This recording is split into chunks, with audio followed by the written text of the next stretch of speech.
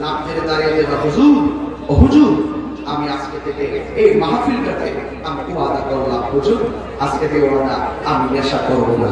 নেশা করবেন আপনারা? তাহলে গতবারের মতো এবারে ওয়াদা দেন, দিবেন ইনশাআল্লাহ? বলেন বলেন শুধুমাত্র বন্ধ। কি বলবেন সবাই বলতে পারবেন? নেশা বন্ধ। এই নিয়ে আওয়াজ আপনাদের বলেন নেশা বন্ধ। এখন নেশা বন্ধ। বন্ধ না বলবেন বন্ধ। নেশা বন্ধ হয় নাই তো বন্ধ বন্ধ। বলা পান